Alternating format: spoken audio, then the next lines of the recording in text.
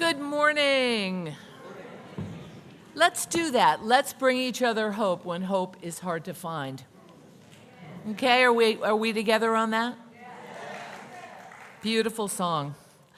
Welcome to our Sunday service. Whether you're here on Zoom, hello Zoomers, or here with us in person, we're glad you're here. If you're on Zoom and you'd like to see a copy of the order of service, you can click on the link in the chat box. I'm the Rev Lucy Bunch. Happy to be here at UUSS as one of your ministers, serving alongside my colleague, the Reverend Dr. Roger Jones. He is preaching today, and his topic is towards empathy and accountability for men. If you're new to us this morning, we want to extend a special welcome and ask you to fill out a newcomer's card at the welcome table. It'll be a way for us to connect with you and for you to get our weekly newsletter. We also invite you and everyone else to stay for refreshments after the service, or those on Zoom to join us for some time together in breakout rooms to visit and get to know each other better. Today and every second Sunday of the month after the service, we offer a newcomer's orientation and tour of the campus. Sandra Navarro will be leading today, and she'll meet those of you who are interested at the welcome table about 15 minutes after the service. And childcare is available during that orientation if that's something that would help you to participate. Also, after the service today, our young adult group will be meeting at a table on the patio. If you'd like to join them, look for their sign and their smiling faces. And our UU The Vote wraps up on the 15th of October. So far, we've sent more than 7,000 postcards and 800 letters encouraging people to vote. Really, amen. And our team of Barbara Dace, Joyce Ownby, and Pat Skeels have really done excellent work with that. But there are a few hundred postcards left that need to be filled out and sent by the 15th of October. So if you haven't had a chance to participate, this is a great time. Let's all work together to get all of those postcards done and sent by the 15th. Oh my goodness, there is so much going on in this congregation. And today at 2 is a wonderful concert of world music that's sponsored by our Refugee Support Program to raise funds for the 5 Afghan families that we as a community support. The concert will feature 3 vocal ensembles, multiple instrumentalists representing various cultures around the world. It's a $20 donation, but don't be shy. It's an important cause. Feel free to give more, or don't worry if that's uncomfortable for you. We want you to be here and appreciate the music. This coming Friday is our family movie night that's sponsored by our Justice and Equity team, and you can read about that on the back of your order of service. Then 2 weeks from now, on the Friday before the election, we're going to have a Dance Your Heebie-Jeebies Away. It's an all-ages dance, and it will follow the family potluck that we have on Fridays. I think it's the 4th Friday, is that right? For the 4th Friday. So we'll have a Dance Your Heebie-Jeebies Away. It's featuring the band No Divas. They played here before the pandemic, and we had a great time dancing. We didn't have as many heebie-jeebies then, but we had a great time dancing. The band is slightly reconfigured, but still rocking. They have a new keyboard player and vocalist who happens to be me.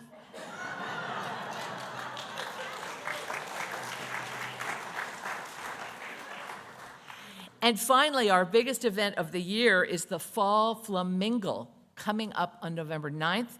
Tickets are now available online. There's a link right on the front page of our website. It's a happy hour type event, and there's going to be sips, small bites, a live auction with our annual Fund and Need, our theme baskets, raffles. Childcare is available, and you can find everything you need to know at Flamingle headquarters, which is blinding me with the pink right out there in the welcome hall. So they are there to help you if you want to donate something to the auction, buy a ticket, or have questions. Oh my goodness. Okay, one more. Let me take a deep breath here. This is a lot. Finally, our semi-annual congregational meeting is after the service on October 27th, and we'll hear reports from our leadership, and we will vote on our community partners for 2025. So please check your cell phones now. Make sure, oh, yes, Deirdre. Oh, thank you. Thank you very much. I appreciate that. So this is art from all of members. This is a curated collection of member art. It's all for sale, and there's a 30% of the value comes to the church.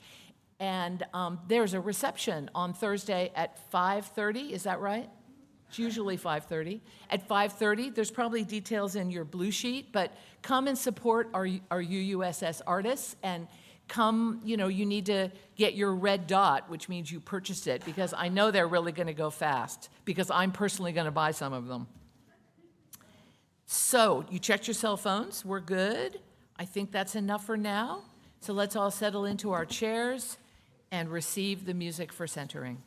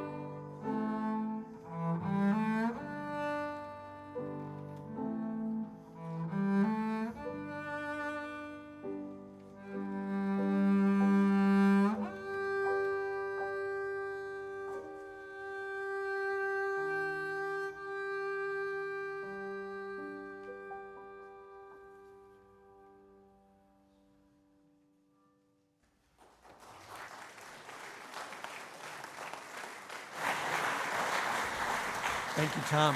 Thank you, Tom.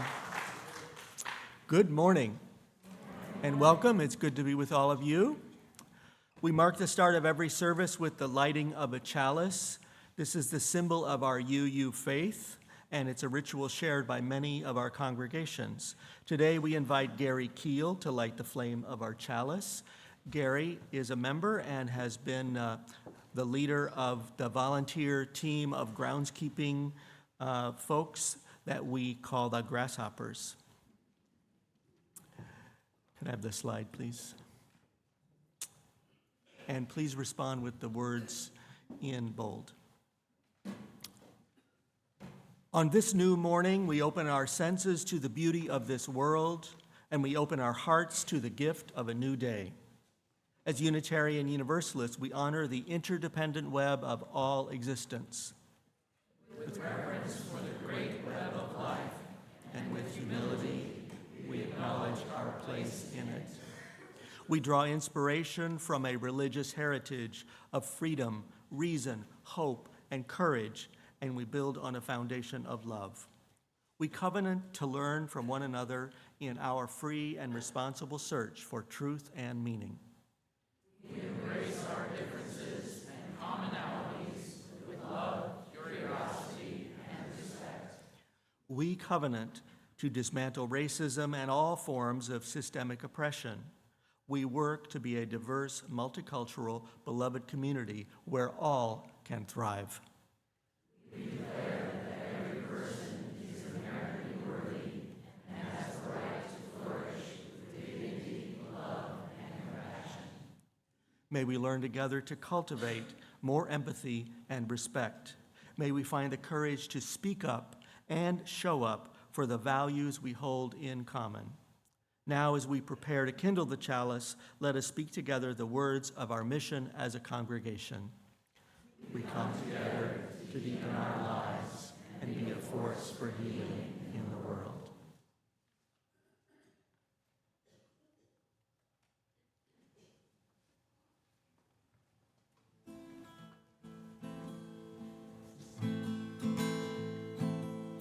We now invite all involved in RE, youth and adult alike, to deepen your lives as you continue your service over yonder, and we guide you in singing your song. You gotta put one foot in front of the other and lead with love. Put one foot in front of the other And lead with love. You gotta put one foot in front of the other. And lead with love. Put one foot in front of the other. And lead with love. Don't give up hope. Don't give up hope. You're not alone. You're not alone. Don't you give up. Don't you give up. Keep moving on. Keep moving on. You gotta Put one foot in front of the other. And lead with love. Put one foot in front of the other. And lead with love. You gotta put one foot in front of the other And lead with love. Put one foot in front of the other and lead with love.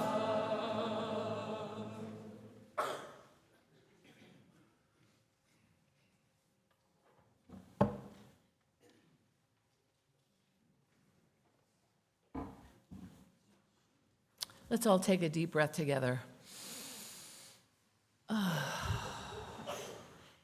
It is good to be together. Take a look around. All of us here longing for a more just and peaceful world. Take a look around. Know that you are not alone. Let's take another deep breath together.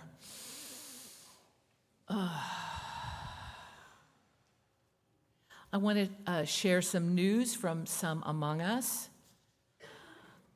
Byron wants to share his gratitude for the prolific apricot production through the long life of his beloved apricot tree. The bad wind and rain a few months ago broke the three main branches, ending the life of his good friend. And sadly, for those of you who have counted on it, there will be no more free sharing for so many who have appreciated the bounty of his tree. We extend our condolences and love to Linda and Bob Buckley on the passing of Linda's brother, Mark Callis, in Brevard, North Carolina. He was 73 and had Parkinson's disease. I'm sad to share with you that UUSS member Sherry O'Boyle died October 11th from an aggressive form of pancreatic cancer.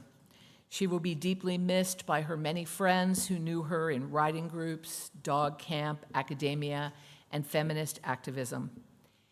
No service is planned, but friends are invited to honor her memory with a donation to the Sacramento SPCA.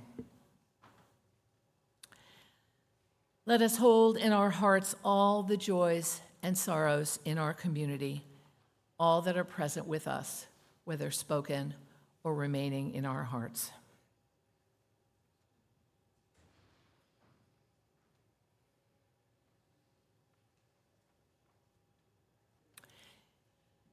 So each week, I don't really think that things can get any worse, and then they do. This is one of those weeks. If you've been following the news at all, it's likely that you are anxious. I know that I am. Our hearts are broken by wars, threats to our democracy, threats to our freedoms, natural disasters.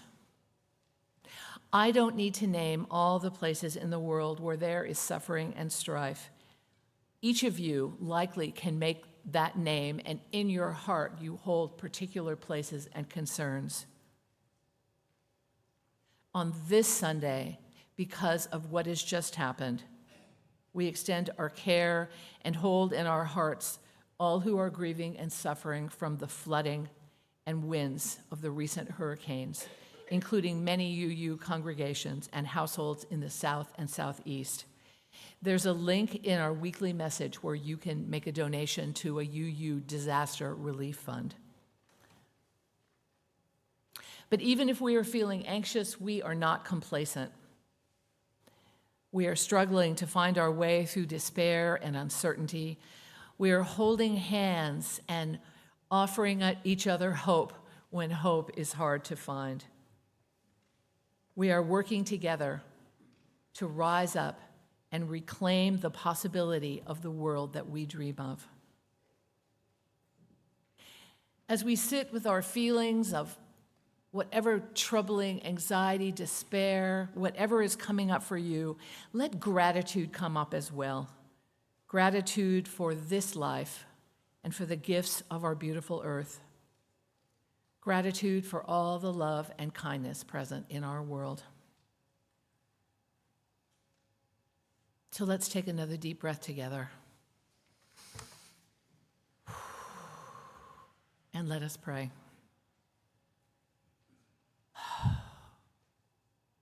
Holy Spirit of life and love, we need you now. Hold us as we struggle to find our footing amidst the challenges in our country and in our world. Remind us that we can draw strength from our ancestors who knew suffering and pain and passed on to us their gifts of resilience. Help us to let their memory guide us. Give us strength not to lose sight of the goodness and beauty and kindness in other people and in our world. And in our acts of kindness and goodwill, let us be the reason that someone else has hope. Great Spirit of all that sustains and nurtures us, help us calm our anxious minds and hearts. Help us find our grounding and strength to continue to live our values in this world. Holy Spirit of life, we need you to help us keep love present in our hearts. Be with us as we make our way through our hurting, chaotic world. Let us remember the power and strength of this community and of all communities of love and faith. inspire us to be the people of love and justice that we desire to be. Blessed be. And now let us sit in silence and breathe together for a time.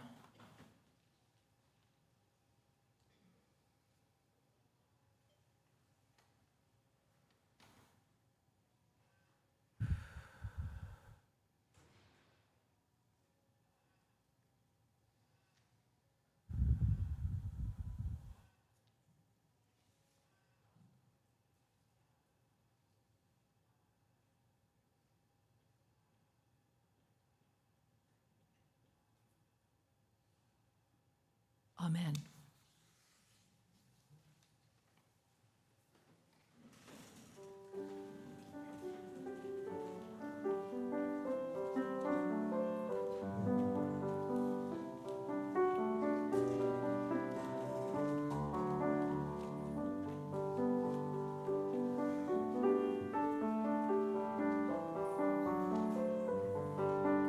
I invite you to rise in reflection and in voice to sing For the Beauty of the Earth.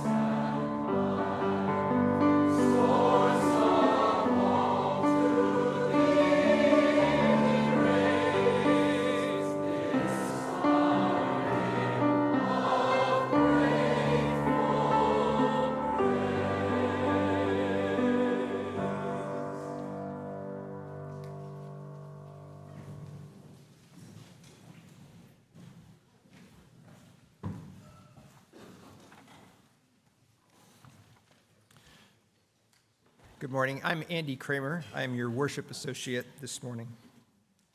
Our service this morning explores some of the emotional costs of cultural stereotypes about masculinity.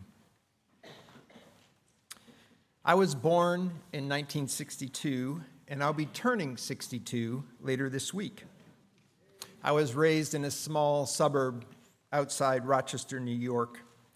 I half-jokingly say that the only acceptable emotions in my home as a child were anger and I'm okay. In reality, being part of a large Catholic family, guilt and shame were also common. I understood that I was loved most of the time, but the word love was not spoken. In many ways, I had a privileged childhood, and I was well prepared to be a functioning adult, but emotionally, not so much. My sisters may have been allowed a little more space for emotional development, but I don't view my family dynamic as being influenced much by gender. In a telling statistic, my 5 siblings and I each had relatively long marriages, all of which ended in divorce. To varying degrees, we lacked the self-knowledge and communication skills to sustain relationships. In my 20s, I outwardly displayed myself as a reasonably successful adult. I had friends, meaningful jobs that I was successful at, and a place to live. But in my inner life, I was a mess. I often felt lonely and isolated. I had a very telling dream at that time that I still remember today. I was encircled by a high brick wall, and I could not reach the people on the other side of it. At that time, I would never have shared that dream. I was too emotionally guarded to expose my own weaknesses. Fortunately, the emotional pain was a force for growth and ultimately for healing. But that was a long journey. Even now, every now and then over the years, I would find a therapist for myself and talk through the emotional challenges that I was experiencing. In the end, I had to learn to recognize and communicate my emotions and the needs that lay beneath them. I will not claim to be great at this, but I do respect that I have emotions and needs, and I must honor those to be my true self. I've also come to feel a lot of empathy for my childhood self, that kid carrying the load of emotional pain and confusion.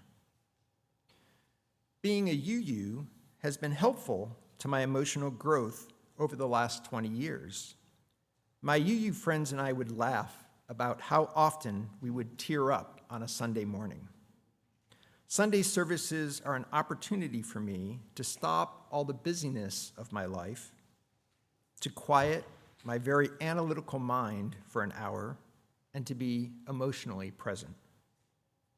In my former congregation, we did workshops in nonviolent communication, sometimes called compassionate communication. During the workshops, they passed out a page-long list of feelings and another page-long list of associated needs, emotional needs, that we all share. Wow, I was blown away.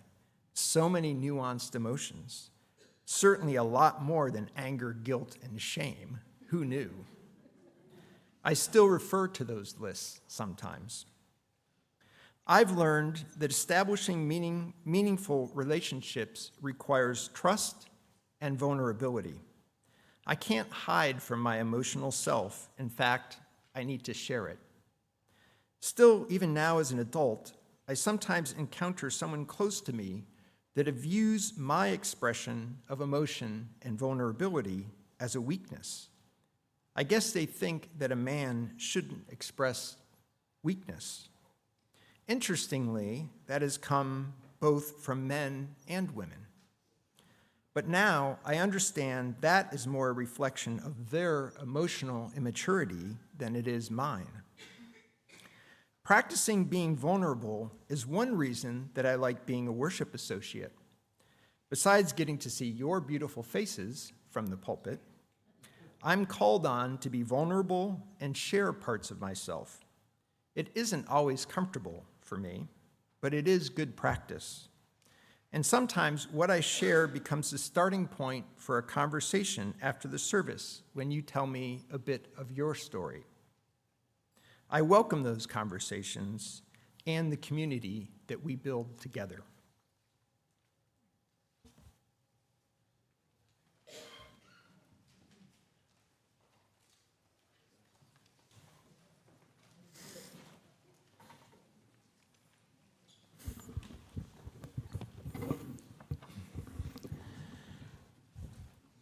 Jason Shelton's Saranam brings a Northumbrian melody with Celtic prayer and the word for refuge from the ancient language of Sanskrit to this heartfelt melody that we will be pleased to present both now and this afternoon at the Refugee Benefit Concert, along with another selection. So here is Jason Shelton's Saranam.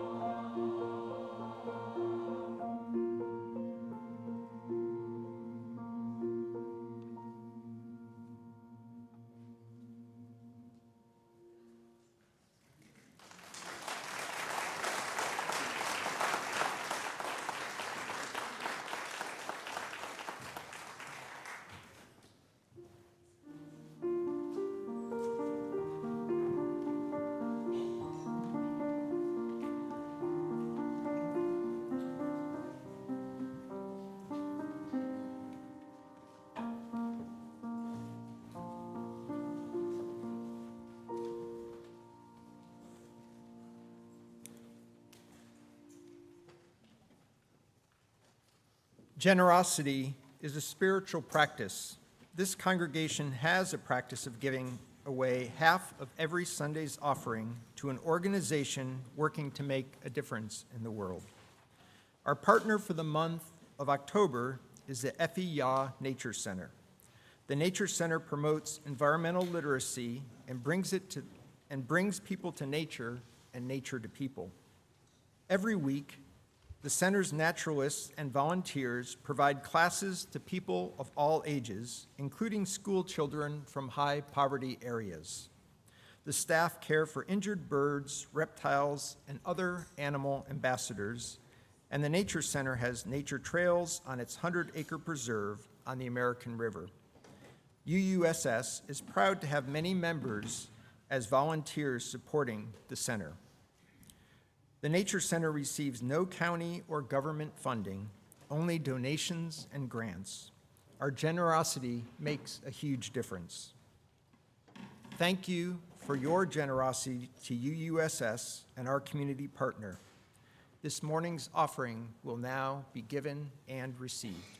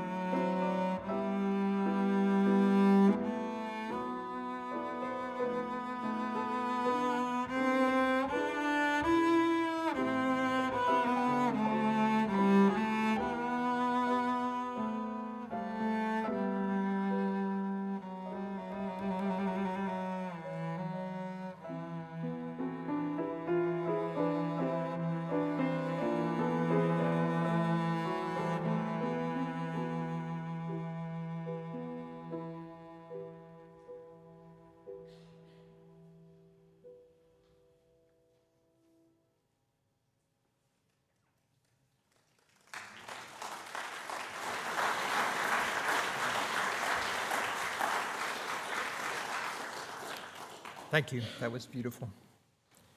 As our ushers come forward, please join me in speaking our unison words of response. May generosity bless our world, and may gratitude nourish our spirits.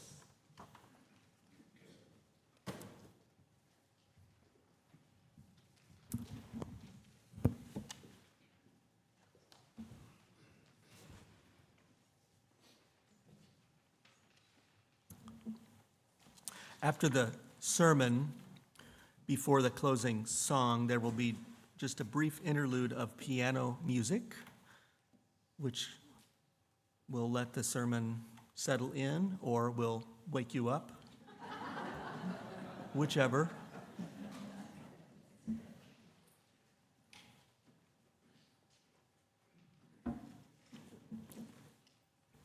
As with most other Western countries, American society was structured by elite white men to give a lot of power to men like them, and somewhat less power to other men, and very little to women or children.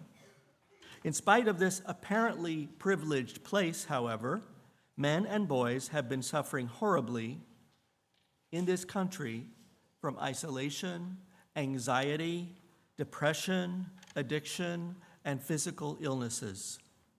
This has led too many of them to commit violence against others and themselves.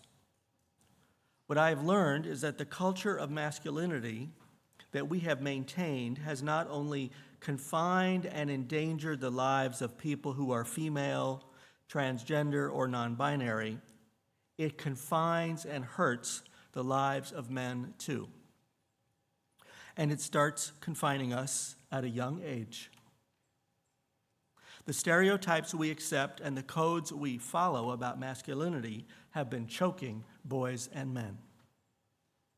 Dan Kindlon and Michael Thompson are the authors of the book Raising Cain, Protecting the Emotional Life of Boys. Both of them have been teachers and therapists of boys and young men. They write, "In service to rigid ideals of manhood, our culture is railroading boys into lives of isolation, shame, and anger. The prejudice of American culture is that boys are self-reliant, confident, and successful. We ignore evidence that they are hurting, whether it is in statistics or in the silence of the ones near to us." And this makes me think of a time in high school. 6 weeks after I had started the 9th grade, my father died of a heart attack at home on a Wednesday afternoon. Though his declining health and addictive habits had given me a sense of dread for a number of years, his death was a shock. I was 14. Over the next few days, I felt so awkward in responding to people showing up at our house and the funeral home trying to provide comfort to me. I still remember phrases from our minister's eulogy, even though I was sobbing through it. I hadn't been able to cry till then. When I went back to school on Monday, my mother wrote a note, which was required to explain my absence. She wrote, "Roger has been absent from school due to a death in the family." I handed it to the freshman guidance counselor so he could write me a pass. He opened it and read it. "Who died?" "My dad." "Sorry." "Thanks." That was the only conversation I recall having about it at school. Dan Kindlon and Michael Thompson write that in America we assume that boys don't have deep feelings or don't wrestle with complicated emotions. But we do. Fear, anxiety, and sadness are treated as not acceptable for many young men. "Oh, you're a big guy. You can handle it." How many times has that been said over how many generations? Without the support or the skills to process and accept real feelings, many males respond to sadness, frustration, or shame with anger and violence rather than reflection and communication. Kindlon and Thompson write, "Boys act impulsively, moved by emotions they do not understand. Boys exercise their emotional ignorance in cruel treatment of one another, of girls, and of kids who don't conform to rigid roles of gender identity or sexual orientation. The statistics of this crisis are shattering. Boys are the perpetrators of 4 out of every 5 crimes that end up in juvenile court, 9 out of 10 alcohol and drug law violations, and 95% of juvenile homicides. Their suicide rates are higher. Studies regarding AIDS and other sexually transmitted infections among adolescents have concluded that the biggest risk factor for involvement in unprotected sex is boys' beliefs in traditional male and hypermasculine attitudes.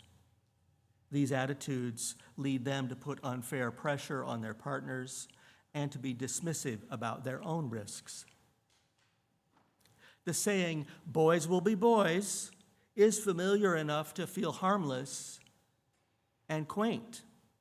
But when it suggests that harmful behaviors of young men result simply from their biology, it ignores a culture that promotes violence. If we think it's biological, then we don't think we can change it. These are the words of Niobe Way, a developmental psychologist. Even though many parents and other care providers work to avoid gender stereotypes, she notes that the larger culture has embraced stereotyping with a vengeance.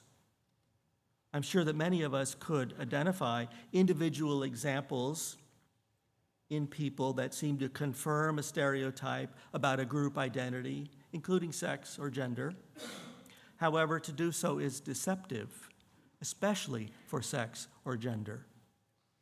According to a social neuroscientist named Lisa Elliott, there are more differences among males as a group and among females as a group than there are differences between the two groups. Niobe Way is a professor at New York University. She's written several books, including Deep Secrets, Boys' Friendships, and the Crisis of Connection. That's what she says we're suffering from, is a crisis of connection. She explains that children are born into a culture that we have inherited and maintained, and our culture has led us to this crisis. She blames rising rates of suicide, anxiety, partisan violence, hate crimes, and mass killings to this loss of connection among people, especially young men. Some politicians, preachers, and online influencers proclaim there's just not enough discipline, not enough consequences for bad behavior. Well, consider that for generations, American boys have been subjected to harsh discipline at home and in school, often with physical pain, as well as with verbal humiliation. Likewise, a violent, punitive attitude pervades our systems of mass incarceration. As if prison weren't hard enough, solitary confinement is used widely as a means of control, as well as a convenience for prison guards, not to mention a legal way to torture someone. Young people of color, especially young men of color, are stopped and harassed more frequently by law enforcement and are more likely to die from police violence, even while unarmed. None of the authors of the books I've read are seeking to criticize females or to promote the needs or interests of boys over the needs of other genders. All genders will be better off, they say, if boys are understood and are encouraged to become more emotionally flexible and literate. They remind us that adolescence is, by definition, a time of rapid changes. Emotional flexibility is the most important tool for growth during those changes. Self-understanding is vital. Understanding yourself, empathy for yourself is necessary in order for you to show empathy for others. As a matter of fact, when they are small, most children of any gender are quite in touch with their feelings and those of others around them. And they can be open about how they feel. They are open with parents and friends if they have a sense of trust and safety, and if their openness is returned by another's openness. Niobe Way writes that all children, including boys, long for love, acceptance, and approval from their parents and peers, and they struggle for self-respect. She and her colleagues interviewed dozens of boys year after year for several years to find out how they spoke of their needs for friendship and connection and emotional intimacy. Younger boys often expressed happiness and gratitude for their male friendships. She also notes that many boys know of the mental health benefits that come from having a trusted friend. At age 15, Justin told her, "If there's nobody there to share with, you're going to keep it inside. Then you will have anger. So you need somebody to talk to." Indeed, researchers have found that having adolescent peer relationships is a good indicator of good health later on in adulthood.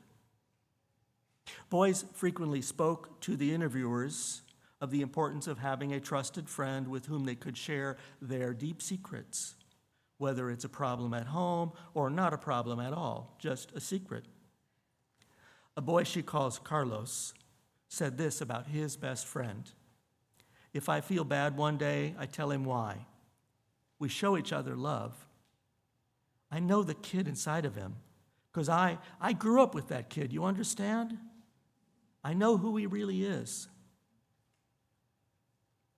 A number of boys said to the interviewers that they loved their male friends. Eddie said, "It's like a bond. Like if there is something that's important to me, like I could tell him and he won't go and make fun of it." This is one of many examples of young male friendships which are non-judging, honest, trustworthy, and caring. These are ingredients of emotional intimacy. 10 or 12 years ago, several children were sitting in a circle around a chalice and a large bowl of water in a religious education room here at UUSS. I was helping out with our 1st through 5th graders, and during the time of joys and sorrows, they were invited to come forward and speak something that was on their heart and then drop a stone in the water. 2 boys, whom I'll call Dan and Eric, were often there together. On this day, one of them came up, released a stone, and said, "My joy is that I'm happy that Eric is my friend." One boy in Niobe Way's research study had lost his mother to cancer. He told his interviewer about the comforting words of one of his young friends. "I know it's hard for you, but if you loved her, she loved you." The grieving boy said, "They be telling me, 'You got us now. We are like your brothers.' And that really helps me." Niobe Way asserts that boys and young men understand their own emotions at a depth that adults often forget that we once had. Yet, as boys get older, many of them close off their emotions or close off expressing them. Being vulnerable is no longer a way of connecting, it's embarrassing. In interviews, the older boys now give terse answers to questions about what's important to them. "I don't know. Maybe. I don't care." As they reach late adolescence, they feel pressure to act like a man. In a homophobic society, this means pressure not to behave in ways that others might consider to be feminine or effeminate, girly or gay. The sharing of secrets and concerns often will stop. It's not a guy thing now.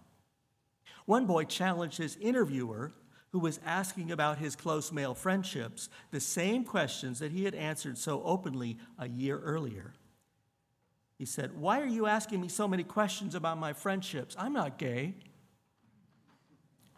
Too many start following the culture and stop following their hearts into friendship.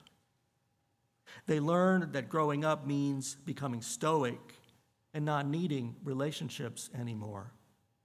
It means learning to withhold your feelings. In a revealing sentence, one older boy said this to his interviewer: "It might be nice to be a girl, because then I wouldn't have to be emotionless." Shutting down emotionally hurts them, and it hurts their ability to relate to others. After all, empathy and understanding for yourself is necessary in order to show it to others and accept them as they are. As boys get older, the codes of masculinity cause confusion and loneliness, and as they suffer, isolation and sadness can become anger, which can become violence directed at themselves or at those close to them. Or, as we know from too many stories in too many places, violence waged against others.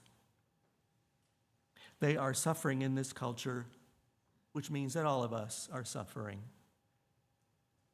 Psychotherapist authors Dan Kinlan and Michael Thompson write that all of us have to come to grips with the fact that every boy has an inner life. So does every child and every youth of every gender. Their hearts are full. To be sure, the psychologists write, parents have a unique influence on their child's willingness and ability to learn emotional language and literacy.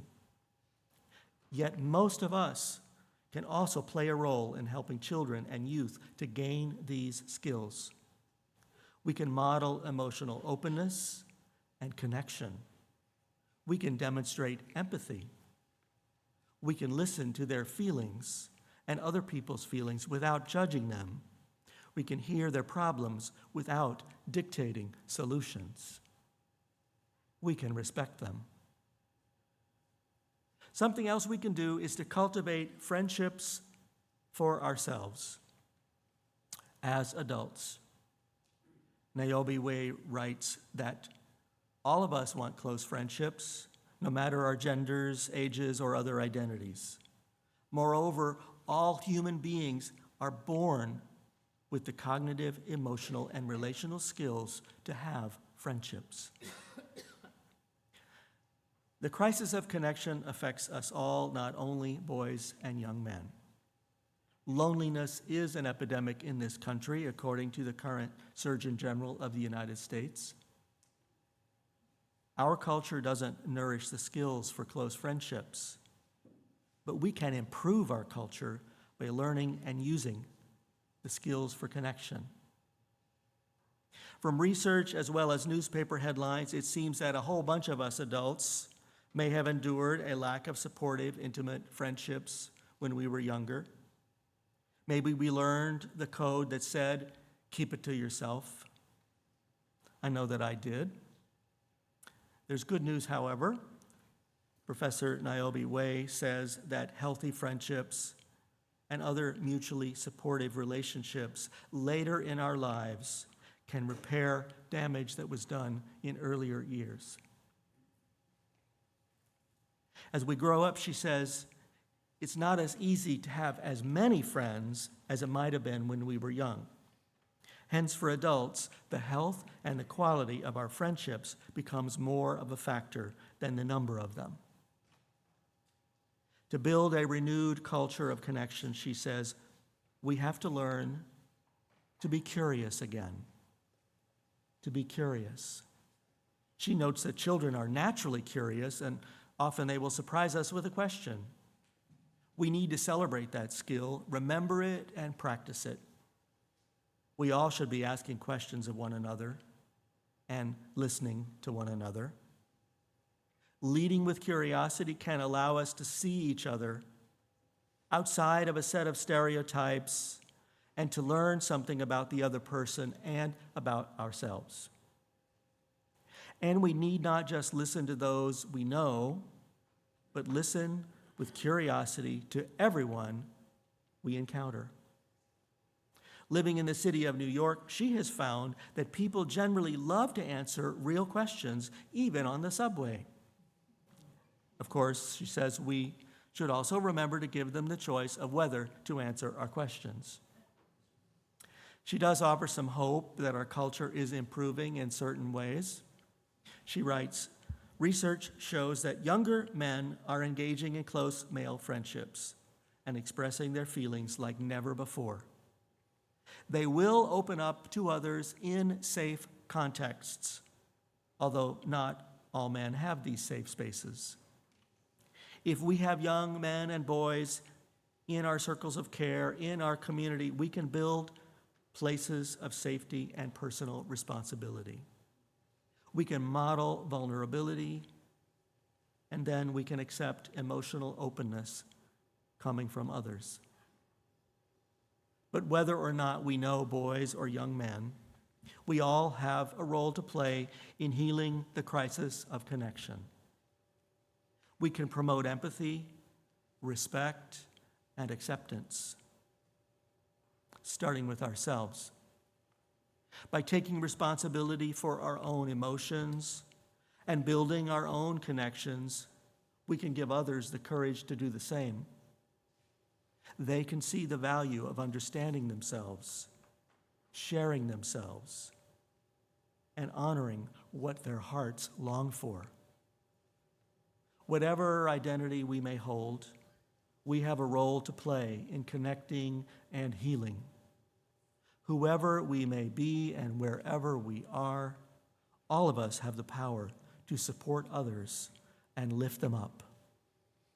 The health of the human family depends on it. So may it be. Blessed be, and amen.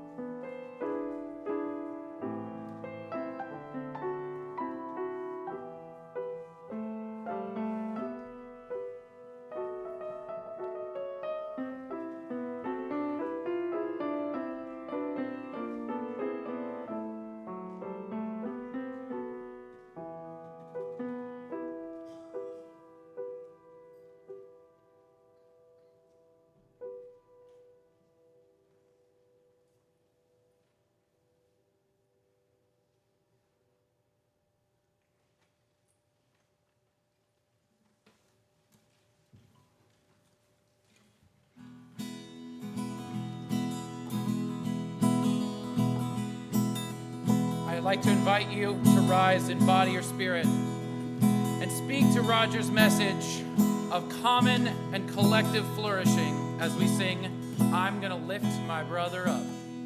I'm gonna lift my brother up. He is not heavy. I'm gonna lift my brother up. He is not heavy. I'm gonna lift my brother up. He is not heavy. If I don't lift him up, if I don't lift him up, if I don't lift him up, I will fall down.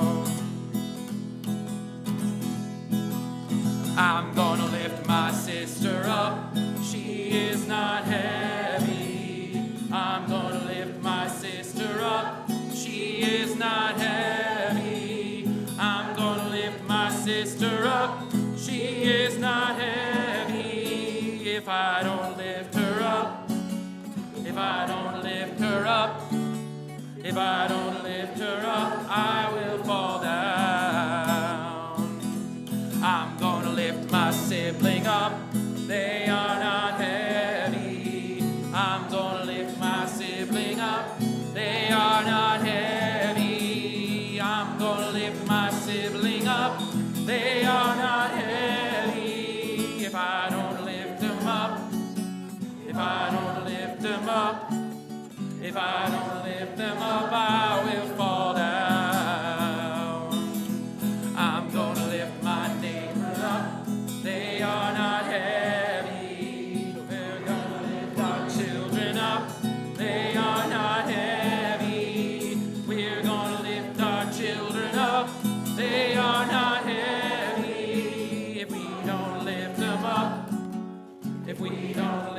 them up.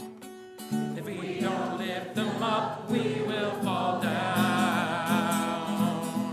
I'm gonna lift our neighbors up. They are not heavy. We're gonna lift our neighbors up. They are not heavy. We're gonna lift our neighbors up. They are not heavy. If we don't lift them up, if we don't lift them up, if we don't lift them up, we will fall down. We're gonna lift each other up. We are not heavy. We're gonna lift each other up. We are not heavy. We're gonna lift each other up. We are not heavy. If we don't lift us up, if we don't lift us up, if we don't lift us up, we will fall down. One more on the last. If we don't lift us up, if we don't lift us up, if we don't lift us up, we will fall down.